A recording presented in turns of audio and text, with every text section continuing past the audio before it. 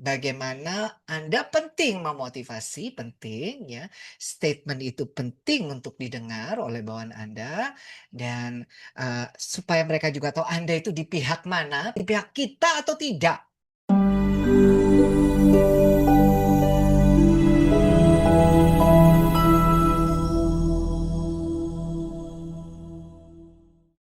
Tempat berikutnya yang keempat, how to makes a good leader. Terakhir ya ini perempat yang terakhir, yang pertama. Kalau saya bicara kekuatan asing, saya diketawain. Saya tidak peduli. Saya dipilih, saya dilantik oleh rakyat Indonesia. Saya akan mati untuk rakyat Indonesia.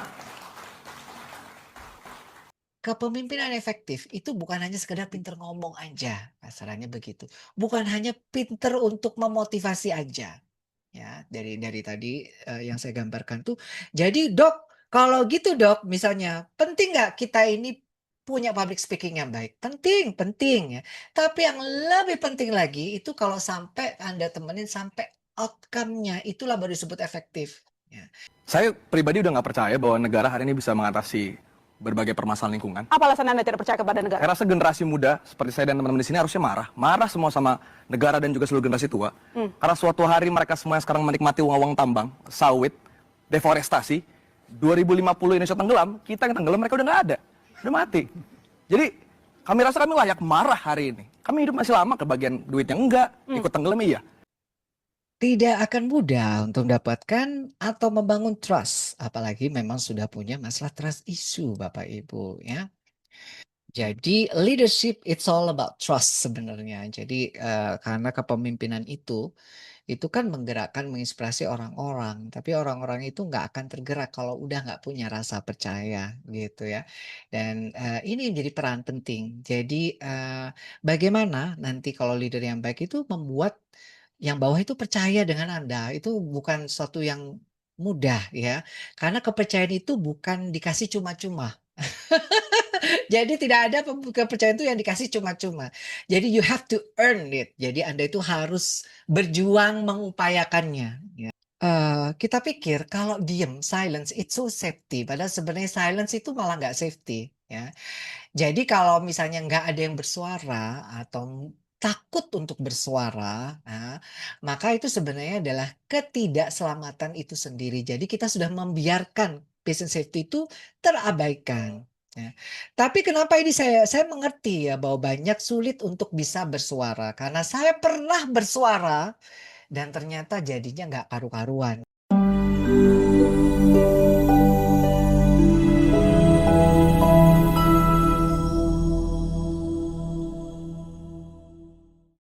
Penting sekali kita harus punya self awareness. Self awareness itu kesadaran diri. Sesuai dengan diri Anda sendiri ya, apakah nanti mau yang bagaimana dengan kebijakan ini ya, sebagai pemimpin mudah-mudahan bijaksana. Jadi, kalaupun kita ada ketidaksetujuan ya, itu lebih kepada by data bukan dengan komplain tapi dengan data, dengan ini kemungkinannya ini, dengan ini kemungkinan ini ya. Jadi, tidak ada emosi dulu di sana ya. Jadi harapannya demikian ya harapannya. Tapi kalaupun misalnya pada satu titik ya, pada satu titik ternyata memang Anda betul-betul membela kepentingan pasiennya, ya, maka ya mungkin Anda merasa ini memang etika saya dalam bekerja harus ini yang utama. Maka kalau enggak saya keluarkan nanti sayanya sendiri yang nanti tambah munting, ya silakan. Tapi itu tadi harus siap dengan respon. Respon dengan orang-orang yang mungkin tidak suka dengan orang yang dianggap tidak percaya. Contoh ada seorang dokter obgyn ya di RSUD ini, dia itu viralkan kekurangan alat operasi. Ya di rumah sakitnya ini kurang, jarum kurang, ini, bahkan ini ya kalau lihat videonya ya di Instagram barusan di tahun 2025. Ini ya dalam keadaan belum bertransformasi ya, rujukan berbasis kompetensi ada masalah-masalah begini, yang masalah alkesnya nggak ada, obatnya nggak ada. Tetapi akhirnya dibantah oleh wagubnya, tidak benar. Nah, kalau sudah seperti ini udah harus siap dengan konsekuensi ya kalau ada yang nggak suka dengan viralnya berita ini. Informasi layanan kesehatan, layanan rujukan tuh harus ada transformasi kepemimpinan. Karena kepemimpin ini harus mengajak yang di bawah itu bertindak dan kita dibimbing untuk menuju tujuan bersama itu bertransformasi. Nah, supaya nggak berat, fokus pada kekuatan dan pengembangan yang dibutuhkan. Apa yang bisa Anda lakukan? Nah, untuk itulah Anda disebut transformational leaders. Jadi Anda boleh sebut saya misalnya dengan tim Anda, oke kita pemimpin transformasi. Jadi Anda sebut transformational leaders supaya tahu bahwa ini nggak mudah dan harus pelan-pelan, gradual sifatnya, bukan quick ya, bukan cepat. Nah, jadi Anda boleh menyematkan diri Anda dan tim Anda, oke kita jadi pemimpin yang fokus untuk bertransformasi. Kita sebut diri kita pemimpin transformasi atau transformational leaders ya.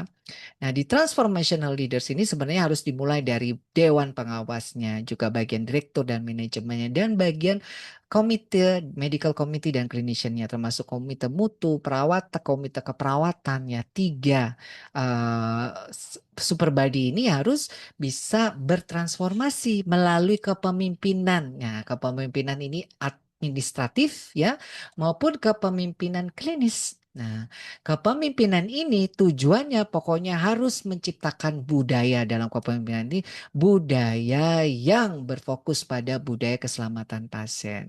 Nah, untuk kepemimpinannya efektif ada namanya tata kelola. Tata kelola administratifnya rumah sakit itu harus baik ya. Jangan lupa bahwa untuk kepemimpinan ini juga mengikuti semua standar standar peraturan, regulasi. Demikian juga kepemimpinan klinis ini harus mengikuti namanya standar evidence based, standar prosedur, pelayanan, dan standar profesi yang nanti tujuannya adalah untuk meningkatkan keselamatan pasien. Jadi yang bertransformasi bukan hanya direkturnya aja, beserta jajarannya, bukan hanya dokternya aja, tapi komite medis dan tim-tim lainnya. Dan bukan hanya ini, tapi juga dari dewan pengawasnya, bupati, anggota dewan lah, atau dewan pengawas rumah sakitnya. Nah, transformational leader, maka style yang paling compatible di era transformasi adalah style kepemimpinan yang kolaboratif. Apa tuh kepemimpinan kolaboratif? Kepemimpinan kolaboratif itu lebih efektif daripada yang tradisional, yang lama. Jadi tradisional itu top down leadership in healthcare. Ya, transformasi kepemimpinan. Oke dok, saya mau bertransformasi. Nah, kita pakai style yang bagaimana kepemimpinannya? Pakai style yang bukan lagi tradisional.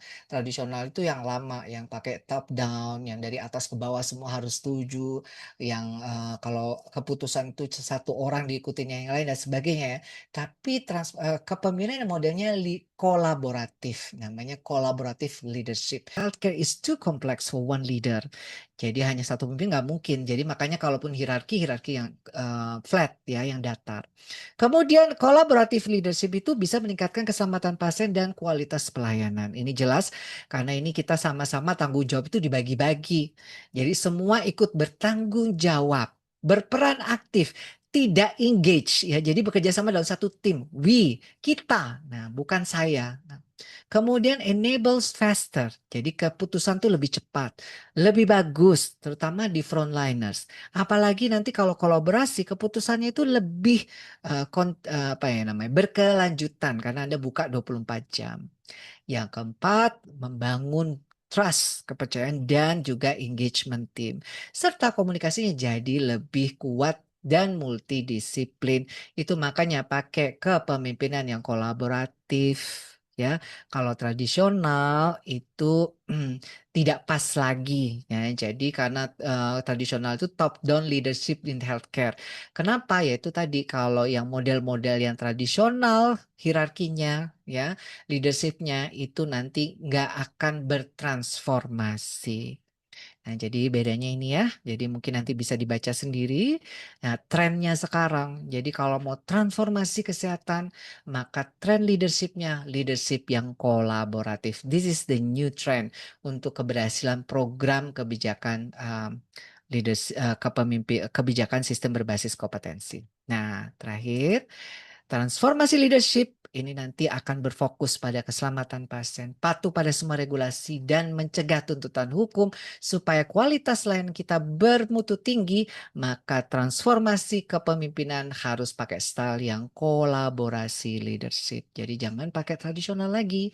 Jadi kalau masih pakai tradisional udah pasti nanti transformasinya tidak akan efektif, ya. Nah, transformasi sistem kesehatan hanya berhasil ketika pemimpin memprioritaskan trust, ada kolaborasi dan keselamatan pasien di atas simbolis reformasi. Namanya simbolis, kita reformasi, kata-katanya reformasi, reformasi sistem. Nah, ya, didukung oleh multiple development bank sehingga harus cepat-cepat terburu-buru. Nah, ini sebenarnya harusnya nggak boleh jadi prioritas. Yang jadi prioritas gimana kita percaya sama pemimpin, gimana kita mampu kolaborasi, dan gimana keselamatan pasien itulah yang menjadi utama dibandingkan transformasi itu sendiri.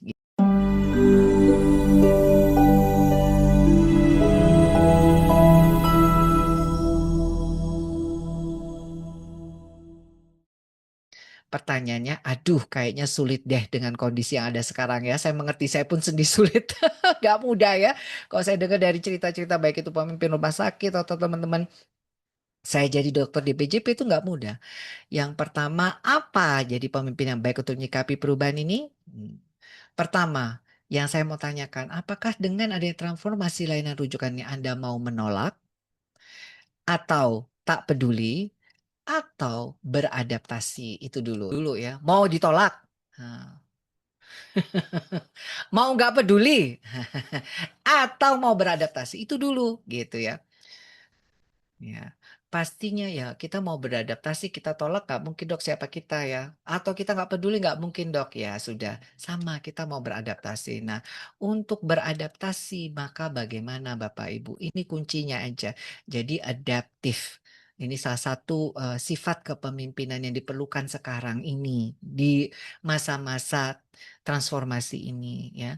Jadi tingkatkan your leadership, kepemimpinan Anda dengan fokus pada apa yang sudah bagus pada di sisi Anda. Improving what you already good at. Jadi perbaiki yang Anda sudah bagus itu dulu. Jadi jangan takut sama kelemahan Anda yang udah bagus. Karena kalau Anda sudah jadi pemimpin tuh pasti punya trait atau punya sikap atau sifat yang itu dianggap keren dan lebih bagus dibandingkan yang lain Anda terpilih. Nah, jadi untuk jadi pemimpin yang lebih baik, fokus membangun kekuatan yang sudah ada daripada berfokus pada memperbaiki kelemahan Anda. Nah, jadi masalahnya sudah tahu belum sebagai kelemahan, kelebihan sebagai pimpinan? Belum dok. Nah makanya kelebihan itu apa nih? Kunci yang pertama self-awareness. Kesadaran diri. Ini Anda kuat apa enggak? Contoh kesadaran diri itu begini. Setelah saya ceritakan ini semua, ya, Anda itu responnya bagaimana? Sadar apa tidak gitu ya. Kalau sudah diceritain gini ngalor ngidul berjam-jam sama dokter itu Anda itu timbang melak, melek, ketap, ketip. Terus abis itu gak ada rasanya gitu ya. Terus abis itu ya sudah Anda tidak sampaikan sesuatu ke teman-temannya. Maka ya kesadaran Anda itu kurang pas gitu. Ini tuh untuk apa gitu. Anda belajar itu sebenarnya untuk apa gitu kan. Ya mohon maaf ya kayak saya itu berupaya untuk sharing-sharing itu materi yang harapannya bisa diaplikasikan di tempat kerja. Jadi makanya bikinnya susah payah itu supaya lebih relate dengan kondisi di lapangan. Ngapain ngomong berjam-jam kalau ternyata itu cuma jadi retorika saja gitu kan. Buat apa? What for gitu. Nah, tetapi kalau misalkan dari semua yang nonton webinar ini ternyata semua cuma kedap-kedip yang salah bukan Bapak Ibu, yang salah di saya. Jadi model leadership kepemimpinan saya itu tidak berhasil menginspirasi. Ya, itu maksudnya. Nah, ini sadar diri ini penting. Jadi kalau misalnya Anda itu sudah dapat masukan misalnya atau dapat input atau dapat pengetahuan atau dapat ini Anda itu ada nggak perubahan dalam sini? Oh iya, saya sadar sebagai pemimpin saya mesti begini. Dapat ilmu ini saya begini. Saya nanti tentukan sikap begini. Ini jadi kelebihan. Ya. Tapi ada pemimpin tuh sudah dapat Ya, masukan, feedback, udah dapet dukungan itu, ya masih Lola, Lolo itu juga ada gitu ya. Itulah dibilang self awareness. Jadi kalau misalnya ada pemimpin yang, oh ada kayak misalnya ini kebijakan baru. Nah, terus kemudian ini Anda berkalkulasi, menghitung resiko-resiko. Ini adalah self awareness. Anda tahu, sementara Anda harus taat regulasi, sementara situasi di lapangan seperti ini. This is called self awareness. Bagus ya, misalnya saya punya komunikasi yang clear dok, bagus. Cara kayak komunikasi saya bagus, baik verbal maupun non-verbal. Saya bisa memotivasi, saya bisa menginspirasi mereka melalui kata-kata kalimat yang bisa membuat mereka bersemangat. This is my trait ya, my positive trait misalnya. Saya mempunyai kualitas ini, silakan gunakan ya. Jadi pada saat transisi ini, Anda gunakan kemampuan komunikasi Anda untuk bagaimana Anda menyampaikan, membuka open dialog kepada timnya Anda ya. Jadi dialog terbuka yang bukan hanya satu kali ya, mungkin beberapa kali tentang kebijakan ini. Misalkan tadi ya tentang Anda ini rumah sakit ini mau dibawa kemana, arahnya kemana, hasil diskusi dengan Dewan Pengawas bagaimana, kita memerlukan apa kerjasamanya dengan para klinisi dan sebagainya. Nah ini ada juga kelebihan di integritas dan etik. Nah, ada integritas dan etik itu baik kelebihan ada contoh gini ya kayak integritas dan etika kita jadi pemimpin tuh dia melanggar ada secara etikanya pelanggaran-pelanggaran itu nggak boleh integritas setia loyal banget gitu ya misalnya kan misal nih kalau kamu sudah jadi direktur rumah sakit ini maka dokter Rusdi tidak boleh ngajar di tempat-tempat lain karena kamu hanya punya milik kita gitu ya setelah itu saya komitmen terus loyal terus sama institusi tempat saya bekerja dan saya mematuhi segala macam etika. Nah, itu berarti kelebihannya di situ gitu ya. Baik etika sebagai seorang dokter maupun etika sebagai pimpinan. Ya pokoknya dia patuh sekali. Jadi kalau ada kebijakan-kebijakan yang kayak nanti melanggar hati nuraninya dia nggak mau gitu ya. Kayak diajak misalnya mohon maaf ya korupsi dikit-dikit gitu misalnya nggak mau gitu ya. Pasti ini nggak bisa dibelokin misalnya nih karena permintaan nih permintaan misalnya bupati atau di gubernur yang ternyata ini ujung-ujungnya Anda tahu ini untuk kepentingan pribadi atau golongan bukan kepentingan rumah sakit atau rakyat Anda menolak. Nah, tapi Anda model-model ya sudahlah apa kata gubernurnya, apa kata bupatinya. Nah, berarti ini ada integritas dan etika yang kurang pas gitu ya. Tapi bukan berarti nggak baik ya. Kadang aduh dok saya nggak bisa daripada nanti saya ngotot bahwa saya bongkar semua nanti malah saya dan keluarga saya yang terancam keselamatan kayaknya saya nggak di level ini. Nah, tapi ada yang betul-betul integritas dan beretika sekali sesuai dengan etik. Itu ada jadi kelebihannya. Nah, itu juga ada ya.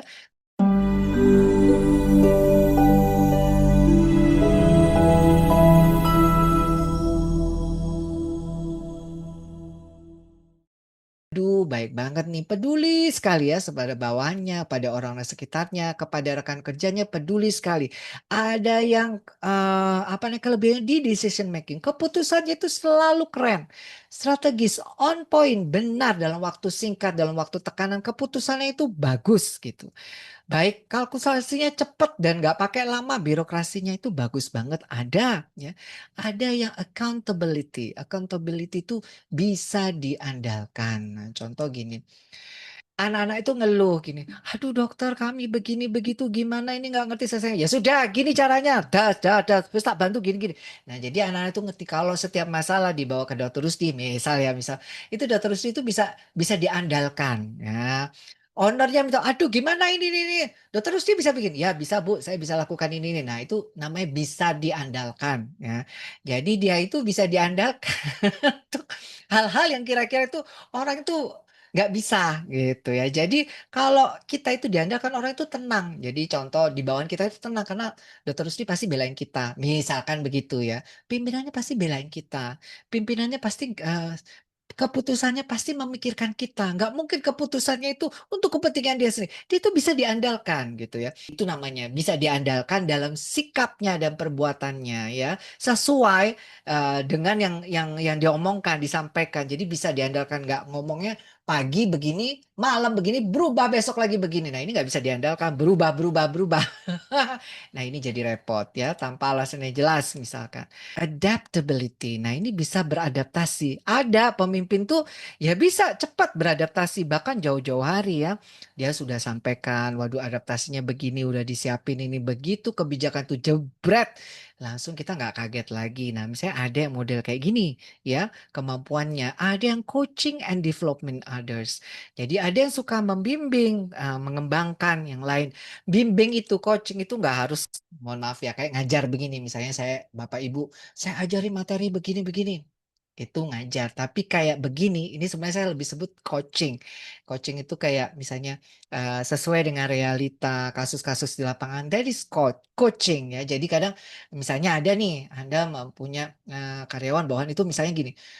Sedih banget misalkan ya dapat musibah gitu ya. Nah, ini Anda itu bisa dari orang yang depresi ya, kemudian ogah-ogahan kerjanya, terus entah dari kata-kata Anda dan segala macam, itu orang itu bisa muncul lagi semangatnya, melihat dari POV yang lain, kemudian akhirnya jadi orang yang paling loyal misalkan. That is called coaching gitu ya. Jadi ada orang yang awalnya malas-malasan kerja ya, kemudian Anda entah bagaimana pendekatan yang Anda lakukan, ternyata terjadi perubahan dari cara dia memaknai pekerjaannya. Sehingga dia itu jadi punya energi yang besar untuk kerja yang keren. Nah, ini nama saya coaching. Jadi dia punya visi dan tujuan yang jelas. Jadi kalau misalnya ada kebijakan tadi dari Kementerian Kesehatan, dia itu bisa baca apa sih visinya. Nah, kira-kira tujuannya kemana? Ya, kemudian nanti Anda bisa membayangkan mau dibawa kemana rumah sakitnya. Nanti rumah sakit Anda itu nanti mungkin Anda punya visi, saya mau pakai unit layanan yang mana aja dengan level kompetensi apa aja. Dan itu disesuaikan dengan tujuannya apa, ini bagian daripada visi. Ada yang punya kelebihan demikian. Dan itu kuat visionnya itu, sekali lagi kuat ya, sehingga akhirnya reliable, kuat, reliable, terukur gitu ya. Visinya ini dan bisa bisa di istilahnya secara akal itu bisa diwujudkan. Dan yang terakhir calm under pressure. Jadi tenang di bawah tekanan. Jadi enggak ya dalam awalnya tenang, tapi begitu di bawah tekanan, aduh tambah panik gak karu-karuan. Tapi ada pemimpin yang meskipun di bawah tekanan tetap tenang. Jadi misalnya ada, dokter dikatain begini-begini, katain ini, gini-gini. Terus tiba-tiba aku langsung gini, wah siapa dia? Emangnya dia itu gini-gini. Gini. Nah berarti itu saya tidak calm under pressure. Ya. Jadi tidak tenang dalam tekanan, ya dalam misi kritikan. Nah, tapi ada yang tenang aja. Tapi tenang itu bukan berarti eh, lemah ya. Tenang itu menunjukkan bahwa ya itu bagian daripada dinamikanya sebuah leadership. Nah, silakan ya Bapak Ibu bisa tahu ini kelebihan-kelebihan. Kelebihan inilah yang tolong dikembangkan dulu sambil nunggu. Nunggu nanti Bapak Ibu ada kebijakan baru yang nanti pasti akan jadi polemik, ini bukan dinamika di organisasinya. Nah, silakan sebelum dilanjut pilih mana ya. Jadi kalau boleh, boleh lebih dari satu. Kira-kira Anda punya kekuatan di mana sebagai leadernya? Apa di A, B, C, D, dan pokoknya jawaban boleh lebih dari satu. Tulis dulu. Ya, boleh A, B, C misalnya. Boleh A, B, C, D, J, sampai Z. Bagus semua saya dok. Ya silakan. Ya, berusaha memenuhi kebutuhan inti. Yaitu inti yang dipimpin itu perlu kepercayaan, kasih sayang, stabilitas, dan harapan. Jadi ini ada frameworknya. Suatu saat saya bagikan di webinar kepemimpinan. Jadi Anda harus kasih trust. Anda harus kasih kasih sayang dan Anda harus kasih stabilitas, kejelasan dan Anda harus kasih harapan. Jadi kalau bawahan kita itu punya trust, punya dikasih kasih sayang, dikasih kejelasan dan dikasih harapan, saya pikir ini kunci untuk menghadapi reformasi kebijakan dari pemerintah yang terbaru.